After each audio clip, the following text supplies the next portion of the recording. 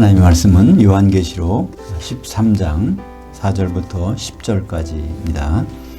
용이 짐승에게 권세를 주므로 사람들이 용에게 경배하며 짐승에게 경배하여 이르되 누가 이 짐승과 같으냐 누가 능히 이와 더불어 싸우리요 하더라.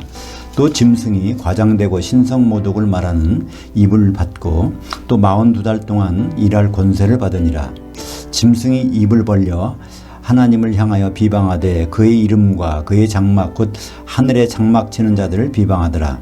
또 권세를 받아 짐승이 성도들과 싸워 이기게 되고 각 족속과 백성과 방언과 나라를 다스리는 권세를 받으니 죽임을 당한 그 어린 양의 생명책에 창세 이후로 이름이 기록되지 못하고 이 땅에 사는 자들은 다 그 짐승에게 경배하리라.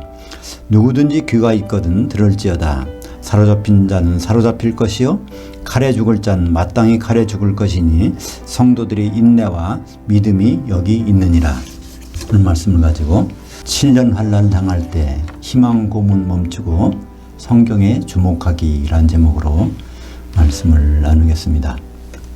예수님의 재림, 성도라면 예수님의 재림을 다 기다리게 됩니다. 근데 예수님의 재림에 대한 결정적인 정보사항을 아시나요? 예수님이 직접 말씀하셨습니다. 마태복음 24장 15절에 그러므로 너희가 선지자 다니엘이 말한 바 멸망이 가증한 것이 거룩한 곳에 선 것을 보거든 읽는 자는 깨달을진저.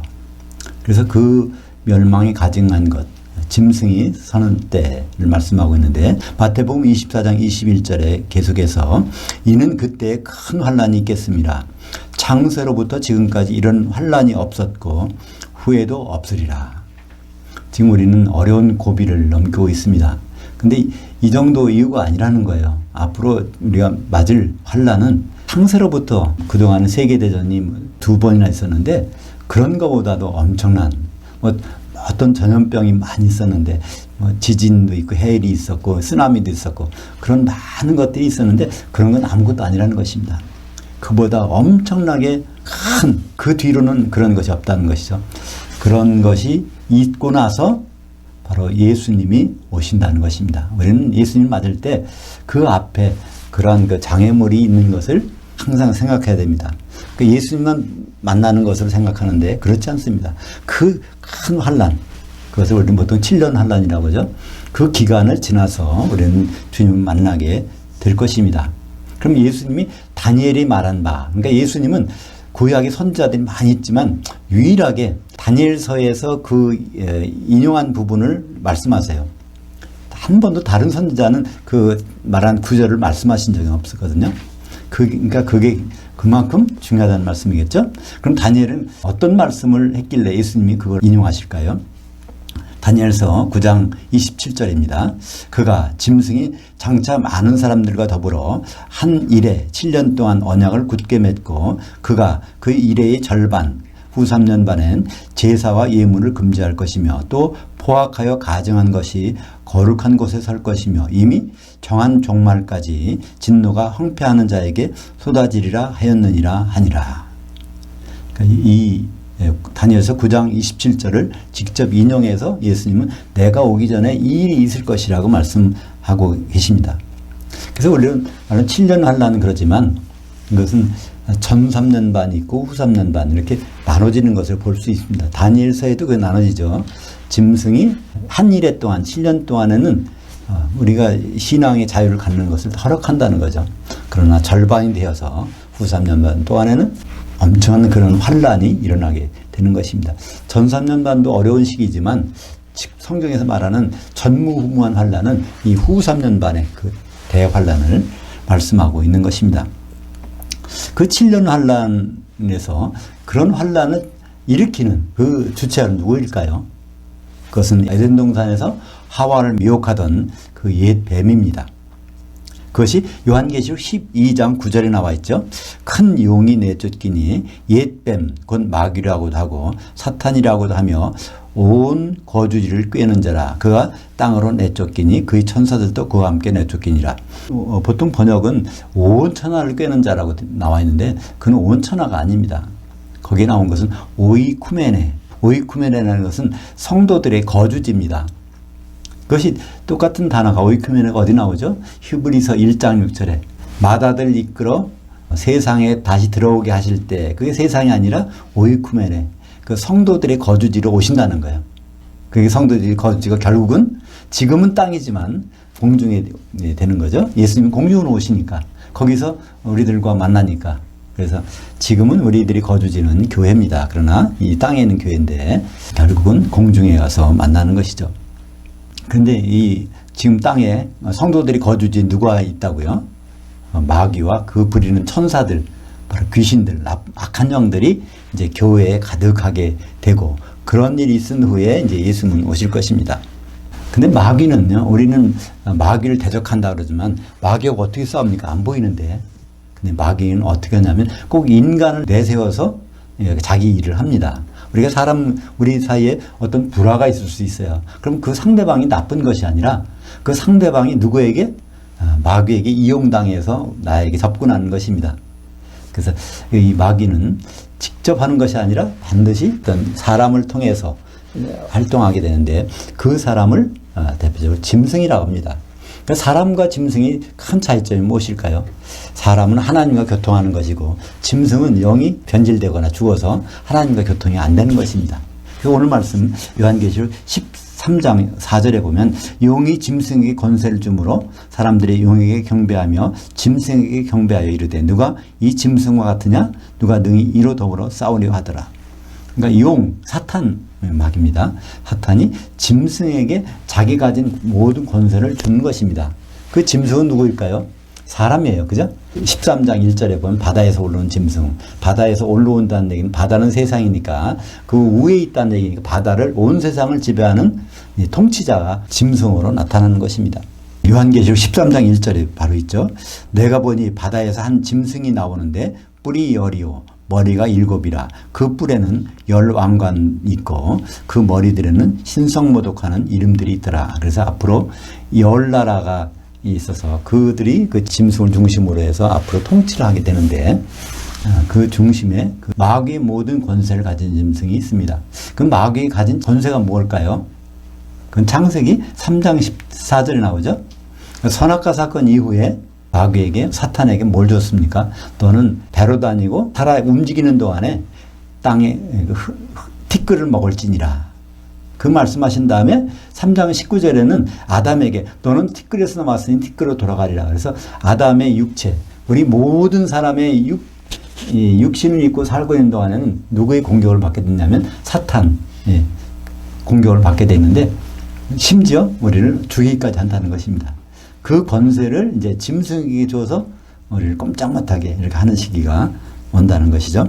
그래서 사탄 마귀인 이제 용은 바다에서 올라온 짐승에게 권세를 줘 성도들과 싸우게 할 것입니다. 다니엘서 12장 7절 하반절에 보면 그때 어떤 상황이 벌어지는가를 설명하고 있습니다. 반드시 한때 두때 반때를 지나서 성도들이 권세가 다 깨지기까지이니 그렇게 되면 이 모든 일이 다 끝나리라 하더라. 요한계시록을 볼 때 한때 두때 반때라는 말이 나오고 42달이 나옵니다. 한때 두때 반때는 3년 반이죠. 3년 반은 42달이죠. 그러나 그것은 그렇게 달리 구분한 것은 기간이 다르기 때문입니다. 한때 두때 반때는 전 3년 반, 42달은 후 3년 반을 가리키고 있습니다.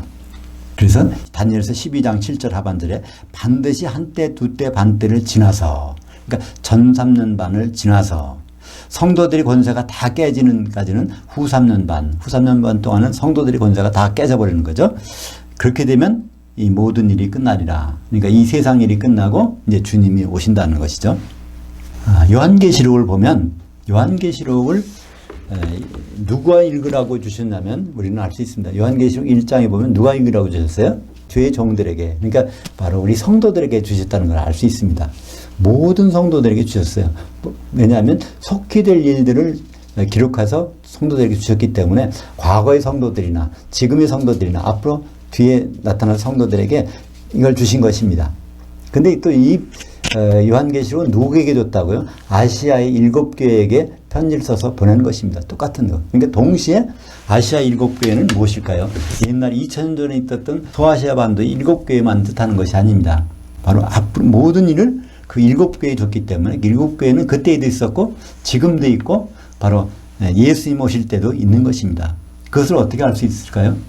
예수님이 교회와 만나는 장면에서 우리 개인적으로 만나지 않고 요한계시록 1장 13절에 보면 7촛대 한가운데 인자가 서 있어서 그래서 7촛대와 만나는 장면이 나옵니다. 그게 공중이죠. 주의 날 공중에서. 그러니까 모든 성도들은 지금은 모르지만 그때 가서 내가 이 교회 소속이구나. 그거를 알 수 있는 거죠. 그러니까 7개의 교회는 시간적으로 공간적으로 이 세상에 존재하는 모든 교회를 바로 7개 교회로 구분해서 하나님은 인도하고 계신 것이죠. 그러니까 여기 계신 분도 어느 분은 내가 봤더니 에베소 교회 성도였어. 어떤 분은 내가 서머나 교회 성도였어. 또 빌라델피아 교회 성도였어. 그것을 어디 가서요? 공중에 올라가서 그 자리에 가보면 내가 어느 교회에 서 있다는 것, 그것을 알 수 있는 것입니다. 그러니까 요한계시록 1장 13절은 어느 때죠? 요한계시록 1장 10절을 보면 사도 요한이 영으로 주의 날로 가서 거기서 본 장면입니다. 그러니까 주님의 재림 장면을 봤으니까 사도 요한의 육신은 반모섬에 있었지만 사도 요한의 영은 시간적으로 공간적으로 주님의 재림의 날로 가서 예수님과 교회가 만나는 장면을 거기서 보게 됩니다. 근데 7교회들이 결국 예수님을 만나는데 그 중에 모두가 대환란을 겪는 건 아니에요. 그 중에 한 교회는 대환란을 면제받습니다. 그것이 바로 빌라델피아 교회입니다. 요한계시록 3장 10절 빌라델피아 교회에게 말씀하십니다. 내가 나의 인내의 말씀을 지켰은즉 또 내가 너를 지켜 시험의 한 시간을 면하게 하리니 이는 장차 온 거주지에 임하여 땅에 거하는 자들을 시험할 시간이라. 큰 환란, 대환란을 그때 이거를 면하게 해준다고 되어 있습니다.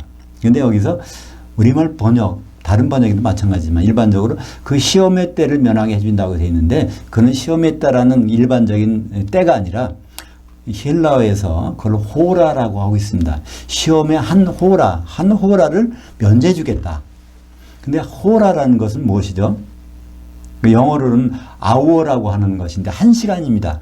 근데 1시간이라는 길이가 뭘 나타내는지를 우리는 요한계시록에서 알 수 있습니다. 요한계시록에서는 뭐가 새로운 사건이 있으면 새로운 사실이 있으면 그걸 반드시 설명해 주는 것이 요한계시록에 나와 있기 때문에 요한계시록 17장 12절에 보면 거기에 열왕, 짐승과 열왕들 그런 활동하는 기간 바로 이런 환란이 있을 기간을 얼마라고 합니까? 1시간 동안 그런 일이 있다는 것입니다. 그러니까 열왕이 있는 활동하는 시간이 1시간이기 때문에 이 시간은 다니엘서에 보면 한 일회니까 7년이니까 바로 요한계시록에서 1시간은 7년이라는 것을 말씀하고 있죠. 그러니까 빌라델피아 교회는 예수님 오시기 바로 전에 있을 7년 동안 그 환란을 면제받는다는 것입니다. 그 면제가 어떻게 될까요? 전 3년 반에는 머리에 인을 맞춰서 14만 4천 그래서 환란을 면하게 하고 후 3년 반 되면은 그 중에 한 교회가 딱 어디로 올라갑니다. 14만 4천 빌라델피아 교회가 셋째 하늘로 올라가서 요한계시록 14장 1절부터는 셋째 하늘에 올라가서 마귀와 분리가 되어 있는 거예요. 사탄이. 그러니까 마귀가 괴롭히고 싶어도 지상이 없으니까 어떨 줄 모르는 것입니다. 바로 14만 4천이 거기에 시온산에 올라가 있는데 시온산에 뭐가 있어요? 어린 양과 하나님 보좌가 있으니까 이 지상이 아닌 것입니다. 그래서 마귀는 너무 분이 나서 뭐라고 합니까? 요한계시록 13장 6절에 보면 짐승이 입을 벌려 하나님을 향하여 비방하되 그 이름과 그의 장막 곧 하늘에 장막 치는 자들을 비방하더라. 여기 하늘 단수입니다. 셋째 하늘이 가서 지금 장막 치고 있다는 거예요. 얼마 동안? 5절에 있는 대로 42달 동안 42달 동안 짓밟는 이 환란기가 후 3년 반에 대환란기가 오는데 그때 빌라델피아는 하늘에서 장막 치고 있어서 그 교회를 비방한다는 거예요. 요한계시록 13장 6절 짐승이 입을 벌려 하나님을 향하여 비방하여 그 이름과 그의 장막 곧 후 3년 반 동안 하늘에서 장막 치는 자들을 비방하더라. 그럼 7개 교회 중에서 빌라델피아 교회는 이렇게 신령 환란을 면하는구나. 근데 또 특별한 두 교회가 있습니다. 증인이라는 교회가 있어요. 요한계시록 11장 3절에 보면 내가 나의 두 증인에게 권세를 주리니 그들이 굵은 베옷을 입고 1260일을 예언하리라. 1260일, 이것은 하루는 예언서에서 1년을 가리킵니다. 1260년 동안 예언한다는 것은 하나님 말씀을 대언해 준다는 거예요. 근데 왜 하나님 말씀을 대언해 줘야 될까요? 1260년 동안 바로 하나님 말씀을 읽을 수 없게 해놨기 때문에, 그것은 가톨릭이 되면서 가톨릭에서는 하나님 말씀을 라틴어로 기록한 것밖에는 읽지 못하게 합니다. 다른 것은. 그러니까 라틴어를 사람들이 볼 수가 없어요. 이해를 못해요. 심지어 가톨릭의 그 주교들도 그 당시에는 1.8%밖에는 이 성경을, 라틴어 성경을 못 읽었다는 것입니다. 그러니까 대부분 아무도 라틴어 성경을 못 읽는 거죠. 그러니까 하나님의 성경이 있지만은 그것을 읽지 못하는 그 시대가 바로 교황권 시대고, 그것이 주후 638년부터 교황이 파리 감옥으로 잡혀갈 때에 그것이 1798년. 그래서 교황이 없어졌어요. 지금 있는 교황은 새로 나온 교황입니다. 그래서 교황권 쭉 마지막 교황 피우스 6세라는 마지막 교황이 없어질 때까지, 그것이 1260년. 그래서 1260일 동안에는 성경을 볼 수 없는데 그때 두 증인이 그것을 예언의 말씀을 그들에게 전달해 주는 것입니다. 그러니까 이 두 증인은 뭘까요? 그것은 개인이 아닙니다. 그것은 요한계시록 11장에 나오죠. 11장 4절에 그들은 이 땅의 주 앞에 서 있는 두 감람나무들이고 두 촛대들이라. 이 두 증인은 두 감람나무, 두 촛대라는 거예요. 감람나무, 이건 뭘까요? 오리브나무입니다. 그죠? 기름나무예요. 그래서 요한계시록에서는 성도들을 표현할 때 감람류라고 표현합니다. 그래서 성도들이 모여있는 교회를 감람나무. 또 감람산이라고 하면 모든 교회가 모든 교회를 포함하는 것을 감람산이라고 할 수 있죠. 그래서 감람나무들, 두 감람나무니까 두 교회를 말하는 것이고요. 거기에 동격으로 뭐가 나오냐면 두 촛대가 나옵니다. 두 감람나무가 두 촛대라는 거예요. 그러니까 요한계시록 촛대는 교회입니다. 요한계시록 1장 20절에 일곱 촛대들은 일곱 교회들이니라. 그러니까 바로 교회, 두 개의 교회라는 걸 알 수 있는데, 이 두 개의 교회가 나중에 이제 자세히 보게 되면 요한계시록에서 에베소 교회, 라오디가 교회가 바로 이 역할을 하게 됩니다. 그러니까 에베소 교회의 성도들, 라오디게아 교회의 성도들은 그 말씀을 계속 다른 교회 성도들에게 전달해주는 그런 역할을 한다는 거예요. 쉽게 말하면 누굴까요? 대개 목사나 어떤 그런 사람들로 선택받은 사람들이 거기에 속하겠죠. 그죠?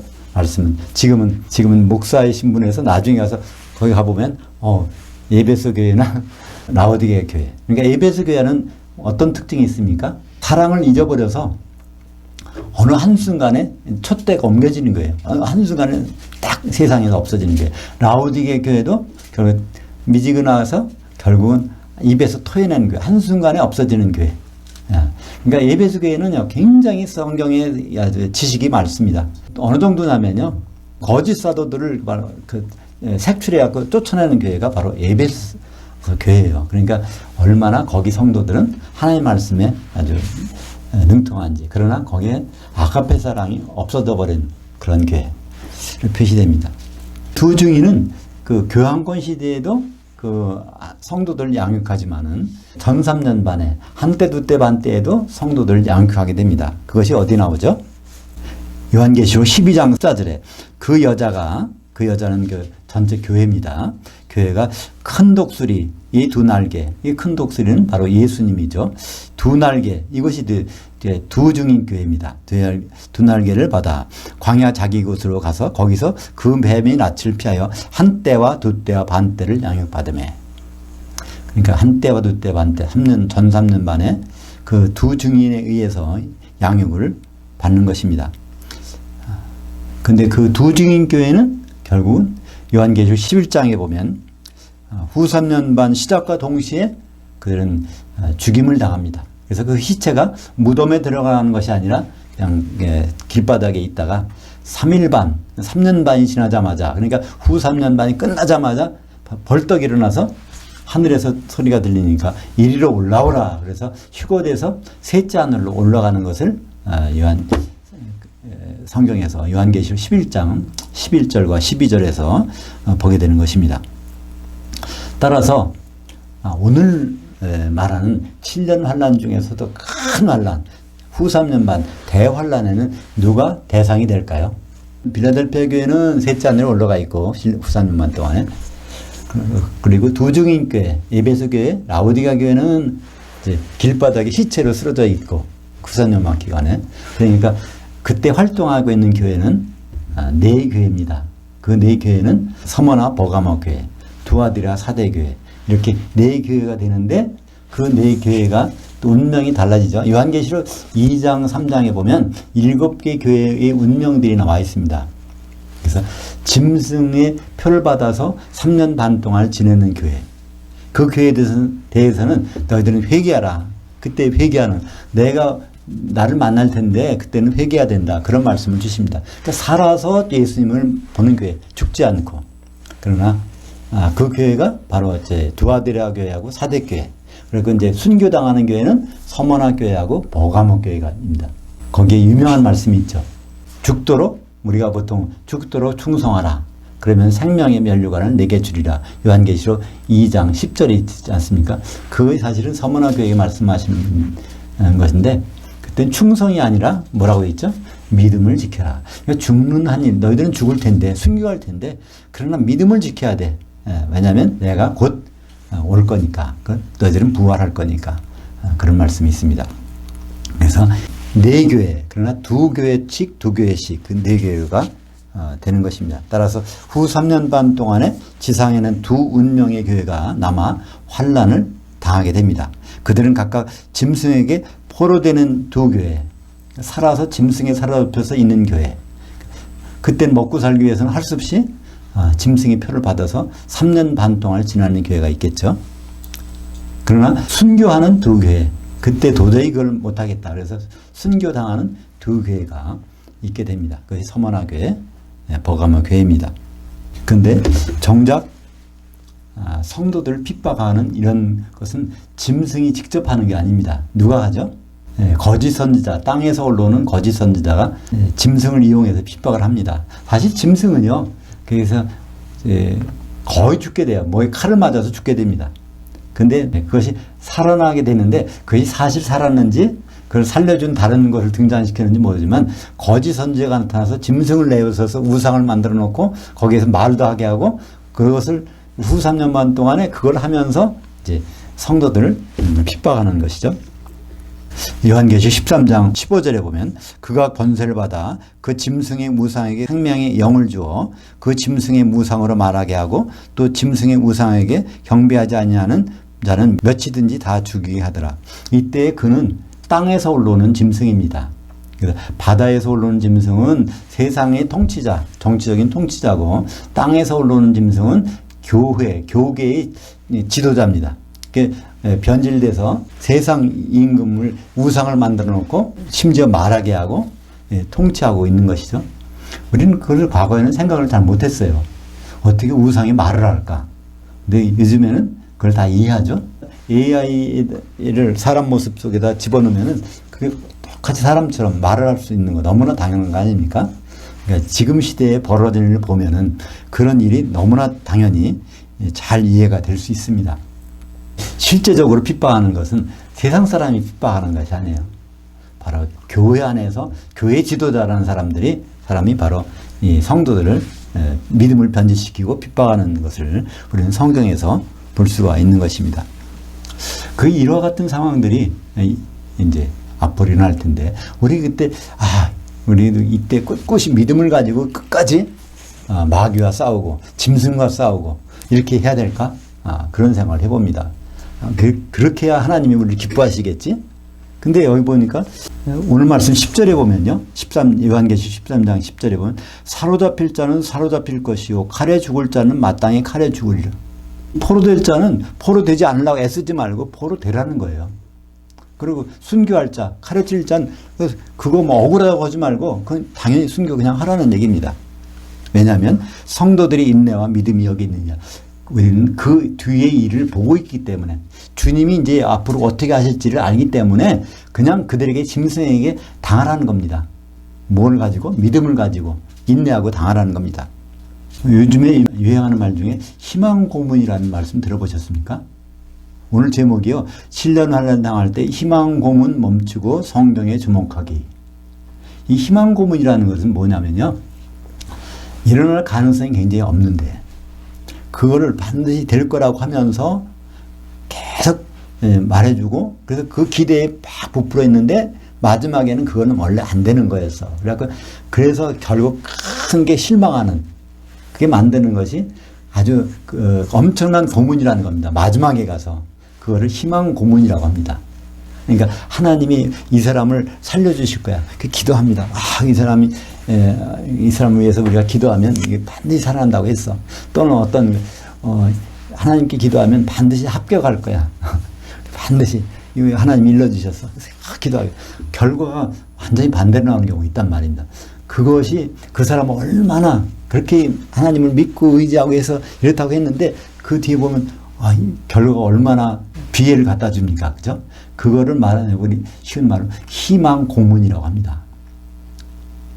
그런 희망 고문요. 예수님을 모셨을 때 만약에 이런 혼란이 나고 핍박이 왔을 때 우리가 뭘 이겨야 돼. 우리가 어떤 식으로 해도 저들을 쳐부셔야 돼. 그렇게 해서 결국은 이제 어떻게 해요? 지게 되잖아요. 결국은 짐승이 다 이겨버려. 그럼 우리가 얼마나 그때 낙담할까요?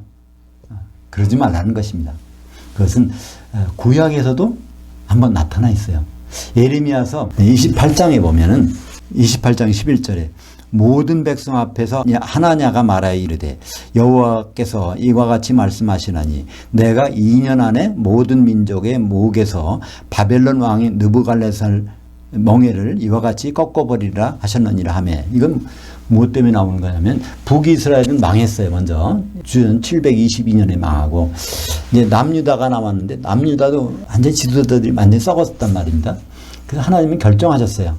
그 남유다에 있는 백성들을 모조리 데리고 포로로 삼아야 되겠다. 그 70년 동안 바벨론의 포로로 끌려가게 해서 그 뒤에 여기 와서 새로운 성전을 짓게 하겠다는 것이 하나님의 생각이고 그 생각을 예레미야를 통해서 이제 이스라엘 백성들이 말을 합니다. 그 말을 들었을 때 거기에서 하나냐라는 선지자가 나와서 그렇지 않다. 우리 하나님은 사랑이 많고 인애가 얼마나 풍성하신 분인데 우리가 지금이라도 회개하고 계속 하나님께 구하면 그 하나님께서는 그걸 들으시고 우리를 포로로 안 끌려가게 하실 거야. 내가 하나님한테 들었다 하면서 하나냐가 그런 주장을 합니다. 그 기간이 2년 지나면 나타난다는 거예요. 70년에 포로로 끌려가기 전에 바로 이제 앞으로 2년만 있으면 바벨론이 우리를 포로로 잡아갈 것을 이제 그만둔다는 거예요. 그러니까 우리는 이 자리에서 끝까지 이제 싸워야 된다. 이렇게 주장하는 사람이 하나냐입니다. 이게 바로 7년 환란 때도 비슷한 일이 있었다는 거예요. 그죠? 우리가 7년 환란에 성도들이 포로로 사로잡히지 않으려고 막 이렇게 애쓰고 또 순교당할 때 억울하다고 이렇게 하는 것이 그런 일이 일어날 수 있으니까 우리가 이때 희망 고문을 멈추고 우리가 상식적으로 생각해서 하는 것을 말고 성경에 기록된 대로 우리는 주목해서 그대로 나가야 될 것입니다. 그죠? 그래서 모르겠어요. 어떤 분들은 빌라델피아 교회의 운명에 따라서 그렇게 갈 것입니다. 그건 하나를 맞지 않는 교회죠. 또 에베소 교회하고 라우디게 교회처럼 바로 7년 환란을 지금 몸으로 안 느끼고 이제 순교에 있다가 가는 경우도 있는데 네 교회 중에 한 대에 속한다면은 반드시 이제 후 3년반은 지나게 되는데 그때 우리 뜻대로 하는 것이 아니라 예언의 말씀대로 요한계시록 13장 10절 말씀대로 사로잡혀 갈 자는 사로잡혀 가야 된다는 거예요. 또 칼에 죽을 자는 마땅히 칼에 죽고 그렇게 하라는 것입니다. 단 인내와 믿음을 지킨다. 예수님이 어떻게 말씀하셨으니까 그 뒤의 내용을 알고서 그렇게 하라는 것입니다. 7년 환란의 결과는 정해져 있는 것입니다. 7년 환란에 누가 이기고 누가 지는 것은 이미 하나님이 결정한 것이에요. 성도들은 결코 이길 수 없습니다. 성도들은 반드시 지게 돼 있습니다. 요한계시록 13장 7절에 있는 대로 또 권세를 받아 짐승이 성도들과 싸워 이기게 되고 각 족속과 방언과 백성과 나라를 다스리는 권세를 받으니 그래서 성도들이 악의 세력과 싸워서 이길 수 없게 이미 하나님은 계획하셔 놓은 거예요. 성도들은 예언의 말씀에 귀를 기울여야 됩니다. 그래서 오늘 보니까 누구든지 귀가 있거든 들을지어다. 이거 귀 없는 사람이 어디 있어요? 근데 하나님 말씀을 들을 수 있는 귀는 누구에게 있습니까? 영이 살아난 사람에게 있거든요. 하나님은 우리 영이 살아났을 때 우리와 교통할 수 있으니까. 근데 영이 살아나지 않은 사람들도 교회에 있을까요? 있습니다. 얼마나 많은지 8절에 나옵니다. 요한계시록 13장 8절. 죽임을 당한 그 어린 양의 생명책에 창세 이후로 이름이 기록되지 못하고 이 땅에 사는 자들은 다 짐승에게 경배하리라. 이 땅, 요한계시록에서 땅은 교회를 말합니다. 교회 생활하는 사람이 있는데 그 중에서 창세 이후로 한 번도 이름이 기록된 적이 없이 이름이 기록됐다가 지워진 게 아니라 한 번도 이름이 생명책에 기록되지 않고 한 번도 거듭나지 않고 사는 사람들은 그냥 눈에 보이는 대로만 활동하고 끝난다는 거예요. 후 3년만 동안에 짐승의 표를 받았어도 그냥 그대로 끝난다는 거예요. 근데 영이 살아있는 사람은 결국은 하나님의 음성, 이게 42달이 끝났으니까 하나님은 이제 우리가 회개를 하면 반드시 인도해 주실 거야. 그래서 그 믿음을 가지고 인내하라는 것입니다. 그러한 상황에서 인내와 믿음이 우리에게 필요한 것입니다. 예수님은 짐승이 우리가 그렇게 하는 것을 허락하시고 그 많은 것이 아니에요. 짐승을 심판하고 결박하고 벌하는 것은 우리에게 있는 것이 아니라 예수님께 있다는 것입니다. 예수님이 이렇게 하신다는 거예요. 짐승이 7년 동안 특히 3년 반, 후 3년 반 동안 그렇게 일을 할지라도 그 짐승을 내버려 두는 것이 아니라 그 짐승에 대해서 처벌할 계획이 예수님께 있고 실제로 하신다는 것이 요한계시록 19장 19절과 20절에 나옵니다. 또 내가 보매 그 짐승과 땅의 왕들과 그들의 군대들이 모여 그 말탄 자와 예수님이죠. 백마탄 자와 그 군대와 더불어 전쟁을 일으키다가 그 짐승이 잡히고 그 앞에서 표적을 행하던 거짓 선지자도 함께 잡혔으니 중간에 생략하고 이 둘이 산채로 유황불못에 던져진다. 그러면서 요한계시록 20장 1절에서는 뭐가 나오죠? 마귀가 결박돼서 이제 무적행이 들어가는. 예수님은 바로 마귀를 처리할 계획, 또 이 짐승과 거짓 선지자를 처리할 계획을 다 가지고 이루어 가시고 있는데 우리가 중간에 나서서 어떤 다른 일을 하면 안 된다는 것이에요. 성도들은 주님의 계획을 신뢰해야 합니다. 믿음이 있어야 우리는 42달 동안 짐승에게 사로잡힐지라도 반드시 회개의 순간에 회개하게 될 것입니다. 또 이 예언의 말씀을 기억해야 짐승에게 칼에 죽고 있을지라도 원망하지 않고 그 믿음을 포기하지 않을 수 있는 것입니다. 7년 환란 동안의 성도들은 반드시 짐승에게 지게 되어 있습니다. 이건 하나님의 계획하신 것이기 때문에. 그러나 우리는 이것 때문에 원망하거나 좌절할 필요가 없습니다. 그 후에 예수님이 짐승을 처리하실 것이기 때문에 짐승을 처리하는 것은 예수님의 고난이고 그것은 우리를 위해서 하신 일이 결정되었기 때문에 그렇습니다. 그래서 우리는 이기는 자가 되어야 되는데 짐승을 이기는 자가 아니라 바로 예수님의 일을 끝까지 지켜봄으로 말미암아 하나님께 이기는 자로 인정받는 자가 되어야 되는 것입니다. 이기는 자, 요한계시록 2장 26절에 이기는 자는 나의 일들을 끝까지 지켜보는 자다. 그러니까 다른 거에 관심을 가지지 않고 예수님이 과연 어떻게 될까? 마지막에 오셔서 신랑을 오셔서 우리가 신부로 준비될 때 우리가 결혼하는 그거를 지켜보는 자가 이기는 자지 마귀와 싸워서 뭐 하려고 하는 자는 이기는 자가 아니라는 것입니다. 그것은 하나님의 예언의 말씀을 무시한 것이니까 그렇겠죠. 그래서 우리는 반드시 7년 환란의 시간을 맞이하게 됩니다. 그것을 셋째 안에서 맞이할 수도 있고 또는 이제 우리가 죽은 상태에서 맞이할 수도 있지만 살은 상태에서 7년 환란을 맞이할 수 있는데 그때 우리가 막연한 희망 고문 우리 생각으로 이렇게 되겠지 하는 그런 것이 아니라 성경에 예언된 대로 그 그것을 주목하고 있을 때 우리는 7년 환란을 기쁘게 맞이할 수 있을 것입니다. 대환란. 이게 환란이 왔다는 얘기는 주님이 나타나실 시간이 얼마 안 남았다. 그러면 얼마나 주님 만날 기쁨 때문에 우리는 그 환란이 있지만 그거를 넘어가지 않겠습니까?